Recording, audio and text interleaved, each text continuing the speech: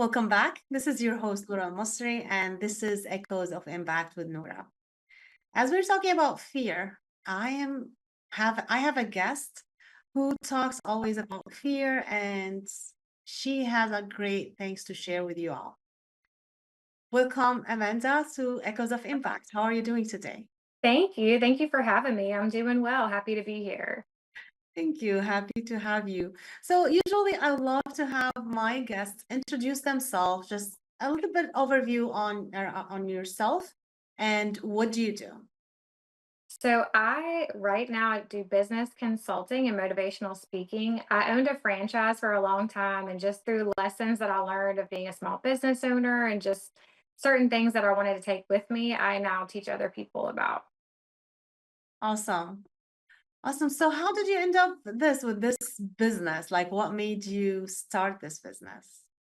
So when I was in franchising, I kept seeing the same things over and over and over again. And I kind of tell people, some people want to tell you all about their success, and I like to share the things that I failed at so that it could keep other people from making the same mistakes. So business consulting kind of teaching people what not to do in a way.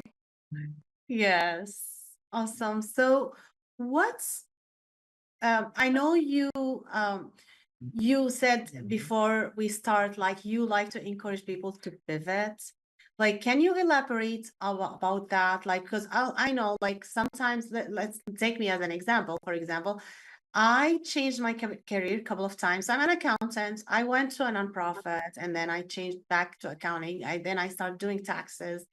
Um, a lot of people I see, like they just stick with something and sometimes the same company, even like they don't have their business, they stay with the same company for years until something happened that make them like have to change, like not their choice, they just don't like change. Mostly people don't like change. So how would you go around this, and what's your advice to people around these stuff, like okay, like so they're not afraid of change, because a lot of people are. I think the thing with fear of change, especially in a working business setting, it's really the fear of failure. That's what keeps people stuck. And as soon as they realize, it's okay to try and maybe it wasn't the best option, then you just pivot. So I always say give yourself permission to pivot like you've done. You did this, it might not have been your favorite thing. So then you segued into something else. And when you let go of the fear of failure and you at least try something different, then usually you'll find your way through that. And I don't know if you've ever heard the Teddy Roosevelt quote about the man in the arena, but it basically says, I would at least have rather tried and been the man in the arena than the critic on the sidelines. So letting go of the fear of failure and going for what really sets your soul on fire versus staying stagnant. Mm-hmm. Yeah, absolutely. So can you like give us like more around your business and how you help people, like some examples maybe that you had to do lately? Yeah, definitely. So I have a worksheet that I bring if I work with a one-on-one client or if I speak, I take people through some exercises. And the first place to start is getting clarity. And I make people write 2 to 3 sentences about themselves. I say, tell me who you are, but you're not allowed to give me your occupation or your role in your family, because that's kind of what we allow our identities to be. And when people have to sit back and say, okay, who am I? If it's not my job, it's not being a mom, and they kind of come up with that. And I say, then take that, whatever it is that you said about yourself, and think through how, if fear was not in your way, if you were not worried about what other people think, how would you take that and turn it into a career or a legacy or your next step? And then when we work through that, I say, okay, so then what's your next thing you want to do from there? If you say, this is who I am and this is what I want to do, the last thing I work through with clients is, okay, what's the next step? Because if you look at too big of a picture and you say, I want to be a 7-figure business, that can feel so overwhelming. So let's not say what the 10-year goal is. What's just the next step to get your feet in motion? And that's kind of where how we work through it. So I'm curious to know, like, what's examples like of that answer? Because if you tell someone who you are, and then like you're not allowed to say your name and what do you do, what type of answer they come up with usually? Yeah, so I had a client yesterday and I could see when I said that she kind of was like, Oh, and even myself, I don't think I could have answered that like a year ago. But for her yesterday, she said, okay, I am kind.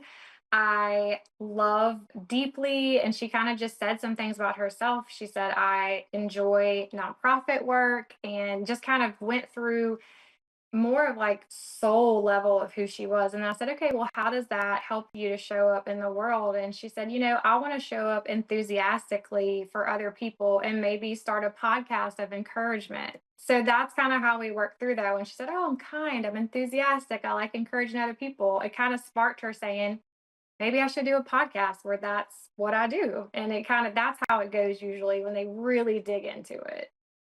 Oh, this is amazing. Like how sometimes, like when we have a coach or someone like you who is encouraging, just talking to Yes. people, like you can get things out of people that you wouldn't get otherwise. Like if we keep just talking to ourselves. Yes. Okay, I can't figure it out. Like when just talking to someone, especially like if you have the expertise on how to extract this information from people, it makes a lot of difference. So did you just curious, like did you have someone like really go take the next step and changing their career based on you working with them? I did actually. So, kind of the reverse of what people think of changing careers. So, when we really talked through it, she decided that she in her heart wanted to be a stay-at-home mom. So, Mm, that's not always easy to do. She wanted to be a stay-at-home mom, and that's not something you can always decide like overnight, but she started financial planning for it. And after a year, she was able to actually move forward and stay home to be home with her baby. So, some people think of changing. I think that's a career change going from full-time working to being a stay-at-home mom. But I've had a few people that have some people it starts as a side project or a passion project, but it's still getting them in motion towards what they really want to do. absolutely. So yeah, this is really interesting. And it takes a lot of courage. Not saying the staying at home mom is not work. It's actually 24/7 work that you can't take break from. But Yes. it's really it does really need a courage to do that and to have also the planning to do it. Like it's not always easy. I would be curious to know, like after she tries that, well, would she really find herself liking that or not?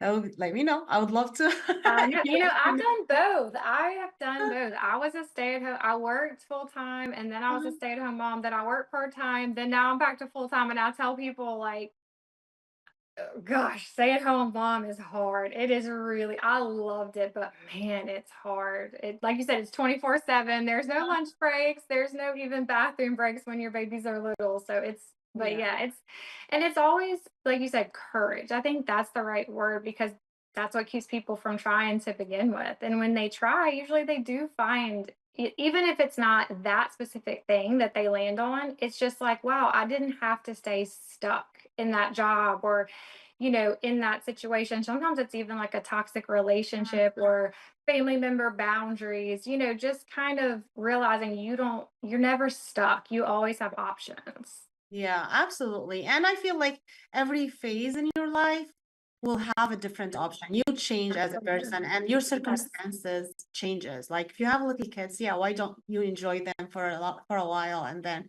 go do something else? I was staying home when I had my two little ones as well. I stayed home for like 2 years and then I went back to work. So yeah, like it's always nice to enjoy your kids. So And that's kind of back to the pivot. It's not forever. I tell uh-huh. people that if you try something different and you don't like it, you can pivot again. You can go back. It's not, we think of success as such a straight line or, just building life as a straight line. And it's not. Most of the time it doesn't go that way. So you get to choose along the way the dips and the turns and what it's going to look like. Absolutely. The only unchangeable thing is change. Mm, Always. that is true. That is so true. Yeah. So we are about to run out of time. Before we run out of time, I want to make sure to give you like a time to just share with people like anything that you want to share with, like, or if you, how do they find you as well? Yeah, definitely. So all my social media is just my name at Amanda Delaup. And if you guys are interested in the worksheet that I talked about, it's actually a free resource that I'll send to anybody who's interested. And you just email hello@cupofgraceco.com and I'll send you that worksheet for free. Awesome. Can we repeat the email again? Yes, it's hello@cupofgraceco, just co.com. Awesome. Awesome. Thank you so much for your time, Amanda. It was great talking to you. Guys, this is Echoes of Impact with Noura, and this is your host, Noura Almasri. We'll be right back. Thank you.